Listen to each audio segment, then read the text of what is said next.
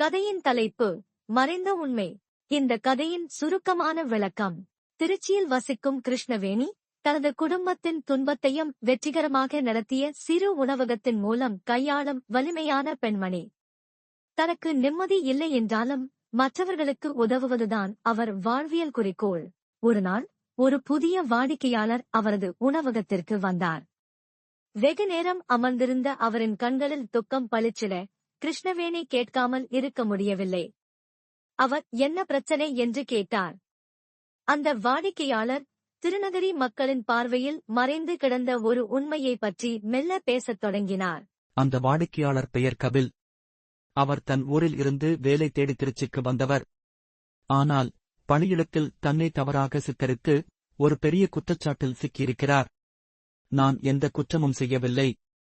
என் பெயரை துஷ்பிரயோகம் செய்து தவறு செய்வது யார் என்பதை கண்டுபிடிக்க வேண்டும் என்று கூறி கபில் கண்ணீர் விட்டார்.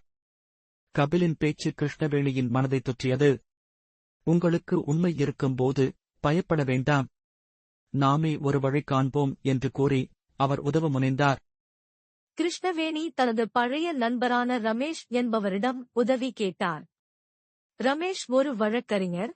அவர் தன்னுடைய சக்தியை பயன்படுத்தி கபிலின் வழக்கை திரும்ப நோக்க ஆரம்பித்தார். அதன்போது கபிலின் மேலதிகாரியின் பின்னணியில் பல தந்திரங்கள் இருப்பதை ரமேஷ் கண்டுபிடிக்கிறார்.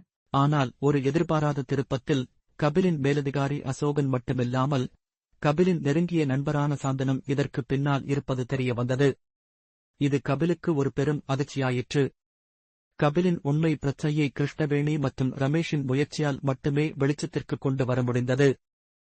கிருஷ்ணவேணி தனது நம்பிக்கை மற்றும் சாணக்கியத்தால் ஒரு பெரிய ஊழலை வெளிப்படுத்தி கபிலின் நியாயத்தை நிலைநாட்டினார். கதையின் முடிவு. கபில் தனது சரியான வாழ்க்கையை மீண்டும் தொடங்கினார். கிருஷ்ணவேணியின் உதவிக்காக அவர் அந்த உணவகத்தை விரிவாக்க உதவி செய்து கிருஷ்ணவேணியின் கனவான உண்மையின் உணவகம் என்ற புதிய திட்டத்தை தொடங்கினார். உண்மைக்கு ஆதரவு. உண்மை எவ்வளவு மறைக்கப்பட்டாலும் அது வெல்லும். மற்றவர்களுக்கு உதவுதல் ஒரு உதவியான நட்பின் சக்தி வாழ்க்கையை மாற்றிவிடும். விழிப்புணர்வு. சமூகத்தில் நடக்கும் அநியாயங்களை கண்டறிந்து செயல்பட வேண்டும். இந்த கதை ஒரு மனிதரின் போராட்டம் மட்டுமல்ல, சமூகத்தின் ஒற்றுமையின் முக்கியத்துவத்தையும் உதவிகளின் மகத்துவத்தையும் எடுத்துரைக்கிறது. உண்மை வெல்லும் என்ற நம்பிக்கையைக் கொண்டு இது ஒரு பலமான செய்தியுடன் முடிகிறது.